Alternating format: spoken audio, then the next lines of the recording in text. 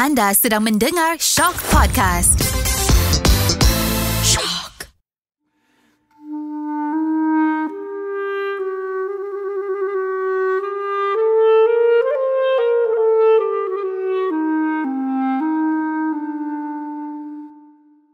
Kisah kali ini adalah mengenai seorang sahabat Nabi yang dilatih menjadi pahlawan hebat serta cekap penunggang kuda dan mahir menggunakan senjata sehingga telah mendapat gedaran pedang Allah. Itulah Khalid Al-Walid.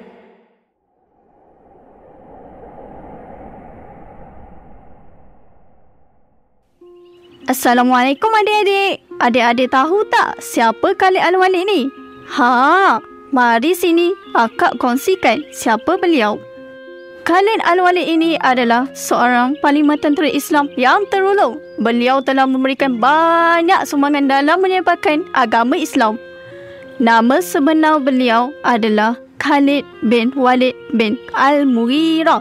Beliau dilahirkan di dalam keluarga yang sangat dihormati oleh kaum Quraisy. Adik-adik tahu tak, sejak kecil lagi Khalid Al-Walid sudah dilatih menjadi pahlawan. Dia sangat cekap menunggang kuda dan juga mahir menggunakan senjata. Khalid Al-Walid telah menunjukkan kecekapannya semasa memimpin pasukan tentera berkuda Quraisy dalam perang Uhud. Akhirnya, pasukan tentera berkuda Quraisy berjaya mengalahkan tentera Islam dalam perang Uhud disebabkan kebijaksanaan Khalid Al-Walid. Selepas memeluk Islam, Khalid dilantik menjadi panglima perang dan mendapat gelaran Saifullah atau pahlawan pedang Allah. Adik-adik tahu tak berapa banyak peperangan yang telah dimenangi oleh Khalid Al-Walid ni? Kalau adik-adik nak tahu, Khalid Al-Walid telah menyertai 50 peperangan dan kesemuanya berakhir dengan kemenangan. Hebat kan Khalid Al-Walid ni? Sewaktu beliau mengumumkan bahawa dia telah memeluk Islam, dia ditentang hebat oleh penduduk kota Makkah. Namun, dia tetap dengan pendirian dan ketegasannya. Adik-adik nak tahu tak, semasa perang Yarmouk, keadaan di Syam berada dalam bahaya dan mereka punya dua pilihan, sama ada menang atau mati syahid kerana tentera musuh lagi ramai dari tentera Islam. Namun, mereka bijak dalam mengatur strategi dan berjaya membentuk 6,000 orang sukarelawan untuk membantu pasukan Islam. Khalid Al-Walid bertekad untuk menghapuskan tentera Rom dan sekutunya sehingga ketitisan darah yang terakhir. Tiba-tiba, ada seorang sahabat yang bernama Munajamah bin Sanim datang membawa surat dan diberi kepada Khalid Al-Walid, dan surat itu menegaskan untuk pasukan Khalid Al-Walid beredar. Dan beliau berkata, "Saya membawa 2 berita sedih dan 1 berita gembira. Yang mana tuan ingin dengar dahulu?" "Dahulukan berita sedih supaya hati saya terubat dengan berita gembira."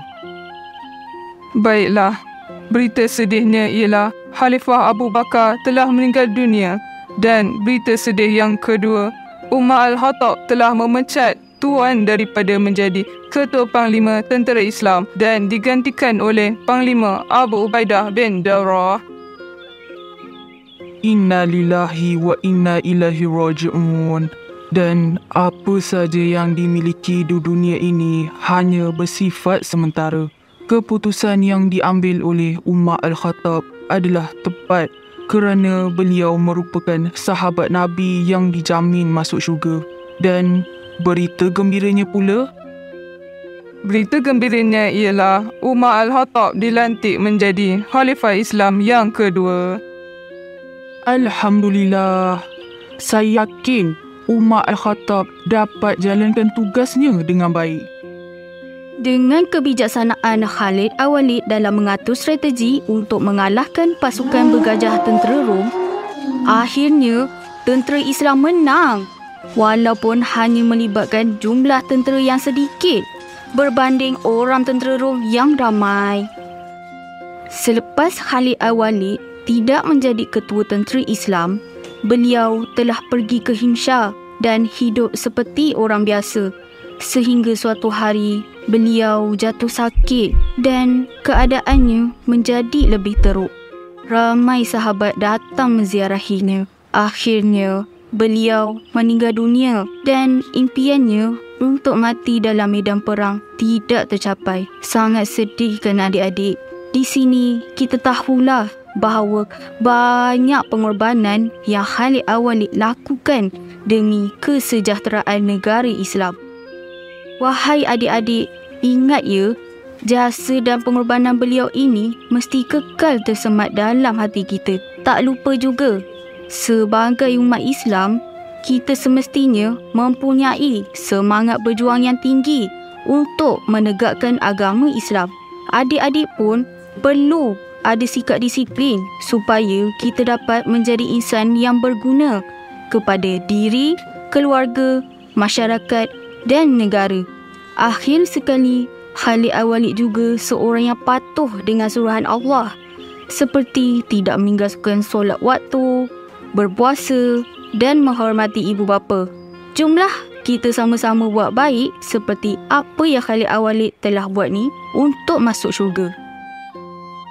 Koleksi podcast ini adalah kolaborasi antara UiTM Puncak Perdana, Fakulti Pengurusan Maklumat Sains Perpustakaan bersama Zayan dan Shock.